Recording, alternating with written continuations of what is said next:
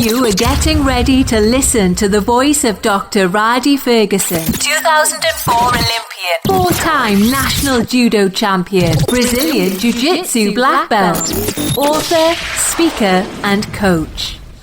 This is Dr. Rhadi Ferguson, and welcome to another edition of Coffee with Rhadi.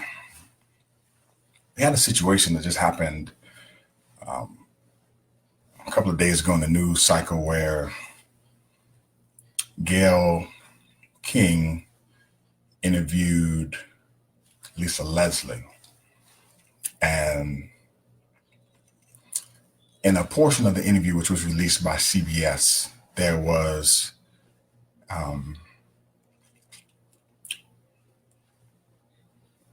you could say a societally uncomfortable dialogue between Gayle and Lisa in the interview. Now, the beautiful thing about sitting in the space as an academic is I get to understand that the way that people see the world is based upon their conceptual framework. It is the lens at which they look through to look and see situations. In order for you to understand the kaleidoscope of colors of this that colors this particular situation, you'd have to look at it through a varying set of lenses. So the first lens that you have to look at it through, you have to look at it through the lens of the network. CBS is a network. CBS's job is to make sure that they acquire viewership and acquire ratings so that the people who purchase ad space from them will purchase it because there are viewers who are watching. CBS has a moral and ethical obligation to report the news. They try to stay within the moral and ethical obligation in terms of news reporting. There are some rules that they have to follow. There are rules that they have to follow, what they show on television at a certain time, etc. But at the end of the day, their job is to report and make sure that the viewership is not necessarily happy, but is maintained and begins to increase. CBS, at the end of the day, is not really concerned about Gayle. They will let her go or keep her. All right.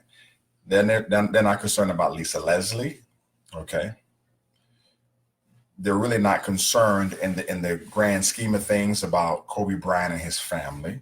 They're concerned about viewership. So when you look through the lens of CBS, CBS did what they were supposed to do, and they did their job, and whether you like it or not, did it well.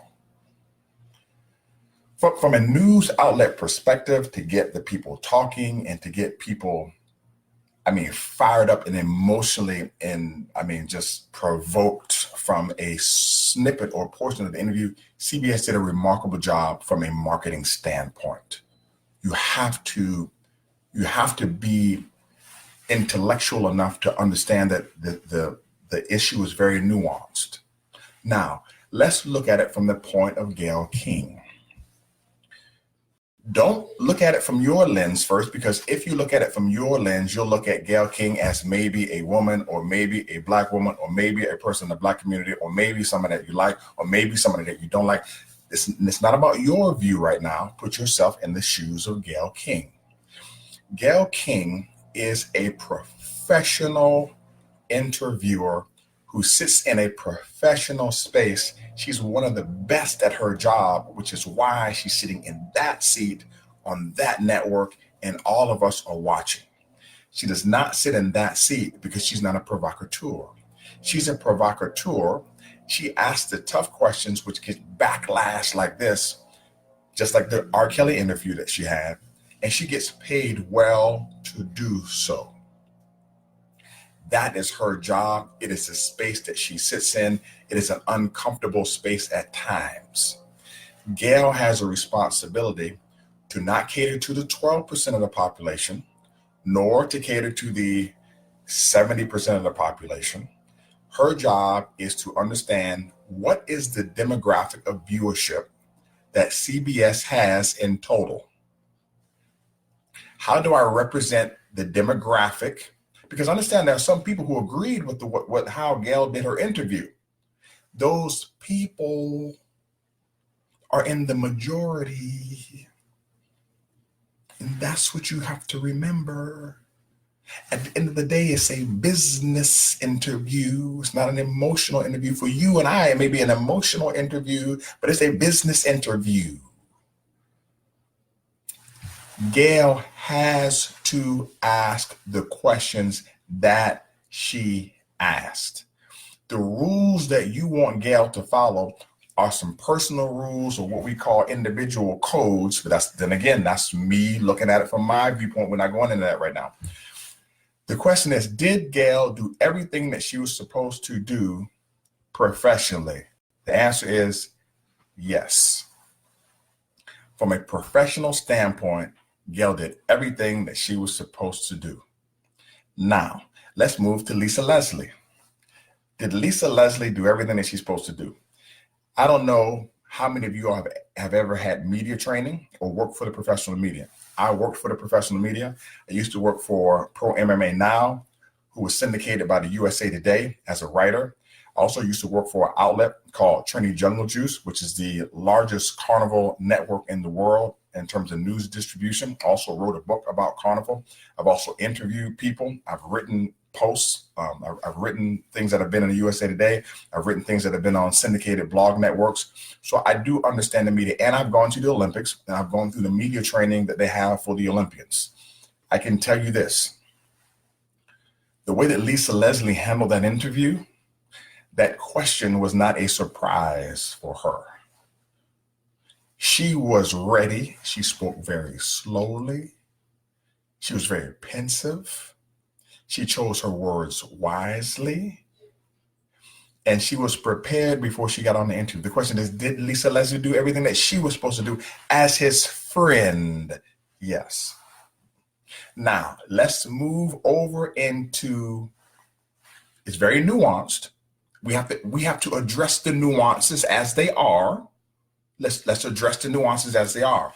Let's now move over into the men's community. The men's community looks at it for the most part, and they think to themselves, this individual did what he was supposed to do. He let due process play itself out. The case, or what it was or what it should have been, did not make it to court. It was dropped out of court. There was a civil suit. He paid. Let's move on. Now we need to look at it from a woman's perspective. From a woman's perspective, women live in a very misogynistic society where they feel, not necessarily, I'm going to say where they feel, but it is also statistically and data driven to be the truth. It's very difficult for me to talk about this with people. If you talk about, you say white privilege, if you say male privilege, if you say things like that, people, listen, it is a data-driven, statistical truth that there are some inequalities for men and women across the board worldwide.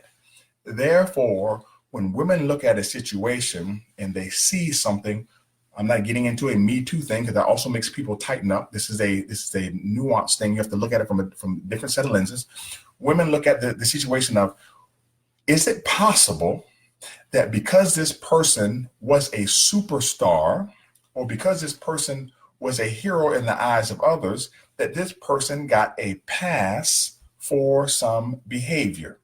Is it possible that the woman who, and this is other women looking at it, who, like me, has been violated in such a form or fashion that she didn't feel comfortable that she can go against the big media machine or go into the courtroom and handle all those questions and then have her whole family dragged through the mud, as well as her own person and her career? She said, if I've been violated anyway, I'll be violated with money or I'll be violated without money. I might as well get my money and go on about my business and save my person. This is a possibility.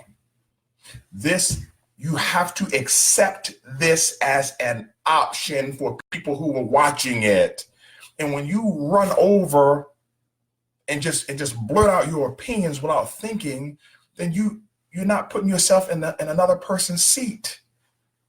And there are women who look at it like that. Then you have to put now we have to jump into the racial divide space. And then within the racial divide space, it is then fractioned again, where you have a black male and a black female issue, where some people look at Gayle. There are some people who look at Gayle as a black woman, and they look at it through the black woman lens. And they say, Gayle, why would you do this or ask these questions like this in this particular situation? Gayle is not there to serve the black community. Gayle is there to serve CBS. He's like, when people are like, well, Obama didn't do nothing for the black community. Obama's not the president of black folks. Obama was the president of the United States. That agenda didn't work for everybody. There's a lot of people in the United States. Some people is going to serve, some people is not. Just like President Trump. President Trump has an agenda. Some people is going to serve, some people is not. You cannot get upset because it doesn't serve your agenda. Everything is not going to serve your agenda. Accept it, be done with it, watch it, digest it, be pensive, think about it, understand it, and then move on. Move on. The thing about the internet society is you have so many things that you can digest. You're digesting so much stuff. The key is to not digest it. The key is to watch it and discard it. The things that you're supposed to digest, and this is the coaching point, the things that you're supposed to digest, get up in the morning and digest. Get up in the morning, start your day early, 4 or 5 o'clock in the morning, digest what you're supposed to digest. You read your Book of Mormon, read your Quran, read the Bible, read the Torah, read what you want, read your motivational stuff, talk to yourself, incantations, meditate. Do what it is you're supposed to do and digest what you're supposed to digest so that you can look at things through the lens of love and move forward. Now let's look at the black male issue. From the black male issue, people looked at their interview and they could not understand. Now understand this, there's a societal shift within the black community where you have the income earning potential is different. There's a societal shift of religious practices where the natural order of relationships of what most people subscribed to before in terms of the Christian theoretical framework of God, husband, wife, children, people do not adopt or accept that framework anymore. So things have changed within that community. And some people think that particular thinking is archaic. Some people think that particular framework is how things should run. And then you have a 50% schism in terms of marriages and relationships. You have a lot of co-parenting going on. You have some division in that community and other communities. So people look at the thing through a nuanced lens and they can't understand. Remember, 50% of the people who are watching who have been in relationships or dealing with co-parenting issues, and they're having these internal fights where the kids get caught in the middle, and they think that the man thinks the woman is against him, and the woman thinks the man is against him. And now they're watching Gayle beat some dude down that looks like them, and they immediately jump in that seat and they watch it from that particular framework. That causes people to say things that I don't agree with online. I'm not saying I don't like Uncle Snoop. I dig Uncle Snoop. I mean, I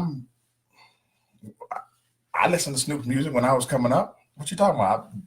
Doggy Style, 1992, I'm in there. You understand what I'm saying? I don't agree with Snoop calling Gayle outside of her name online. Not my deal. I do understand how Snoop looks at it. Understand that Snoop has his own contingency. He has his own followers. He has his own people who like what he says. Respect that too. You could have read it or listened to it and got a little chuckle out of it. Okay. He has his following, just like Gayle has her. Gayle's following is not going to leave her based upon what she did in that interview. And for those of y'all who like Gayle and say you don't like her now, you never followed Gayle. You're not one of Gayle's followers. You had some expectations of Gayle that she didn't meet for you, and now you know she's not going to meet your expectations, and you just going about your business, and that's fine too. But understand, Snoop has his own faction of followers, and there's a faction of black males who saw that from a different viewpoint. And then understand this. There are a lot of what I saw when I saw the comments on Gayle's site. There are white females who watched it from their lens, from their viewpoint, and they were very in line with what Gayle said and what Gayle did, and they are hell bent on calling that man a rapist when he has not been found to be one. Here is the overlying and overarching issue. The judicial system, talk to your lawyers, talk to your judges, friend. The judicial system is set up so that more guilty people go free than innocent people go to jail. It's a basic statistical p-value thing, because you rather err on the side of letting guilty people go free than putting innocent people in jail. What happens is the amount of guilty people that go free is greater than the amount of innocent people that go to jail. Because of this, there are some people who believe that to right the wrongs, that they need to hold the person in effigy, and that they need to create this cancel culture of individuals without them being guilty, because of the fact that more people do go free who are guilty than not. This creates a Me2 movement. Now, is the Me2 movement a real movement? Yes, of course it is. Of course it is. Arguing about the Me2 movement is just as silly as arguing about the Black Lives Matter movement. It is a movement because those people within that movement feel like they have been disenfranchised, and then they get together, they agree on a platform of issues, and they push those things forward, and so everyone can see. This is legit. The problem is when you use broad brushstrokes on everything, and you say a lot of people who are violated are afraid to come forward. Fact. A lot of people who are violated, never say anything. Fact. A lot of people who are violated go to court, get dragged through the mud, and the accuser and the person who is accused still goes free. Fact. Those are all facts. But, or I should say, and although those things are facts, it's also a fact that not everybody who's been accused is guilty. Therein lies the conundrum of the space in which we exist. Therein lies the conundrum in the space we exist. So, because we're in that space, here's the issue that most people had that I know. I am not going to sit here in front of you and tell you that I'm the most intelligent person in the world. I am not. I am also not the professional that Gayle King is at her job. Me explaining these particular things to you, this is not news to Gayle. When Gayle sat down in front of Lisa Leslie, people like me would expect her to have an understanding of the different types of thread that are woven in the conversational tapestry that her and Lisa had, which covered the situation. The disappointment comes in when, even in that understanding, Gayle, in my opinion, operated outside of the covering. Should Gayle ask Lisa Leslie the questions about Kobe Bryant? Yes, she has a professional responsibility to do that. The problem that I had with Gayle is the conversational booby trapping. That was the issue. There's a point where you ask questions. There's a point when the questions are set up to try to make you look bad or get a soundbite. it put Lisa Leslie and other people on the defensive to the point where, yeah, Gayle, you were using the rest of the interview to make me warm up to you. And then when I warmed up to you and you felt that I was open, then you tried to enter into a space which you knew was a violation. And then you kept digging in that area. I don't have any problem with Gayle asking the question. She should ask the question. The problem that I had is once Gayle asked the question and Lisa said, from my perspective, because understand this, the only perspective that Lisa can provide is the context of being Kobe's friend. Once she provided that context, Gayle went behind her and then knocked that context down by saying, well, you would not see it. Now, would you, Lisa? Once you've done that, the violation has then occurred, because now why you have me here is no longer valid for the point to help the situation and keep it into a positive light. You have then constructed a negative outlook on Mr. Bryant and his family at this particular time, and he can't fix it because he's not alive. I have no problem with the questioning. I have no problem with Gayle asking. Gayle should ask. Lisa should answer. There's a point in that conversation where it crossed the line and it became tasteless. And there are some people, some individuals, and there are some factions in society which saw it like that. There was a way to do it where it could have been accepted all the way across the board and still created the media type uproar that it did just because it was mentioned. That's my take on it. It is my take on it. I do not believe that it is fair. Okay. I'm not saying that you should not ask a question. It is fair to ask the question if it's part of his legacy. That's fair. Once someone says no and answers it, fair. Ask your perspective about the individual, fair. But things that that individual cannot defend themselves on, and they're not here, and you had the option to ask, not fair. That's my personal thing about it. I may not be right either. Here's what I would ask all persons to do. One, before you talk about the situation, put yourself in a framework, in a position of love, acceptance, and tolerance, first and foremost, okay?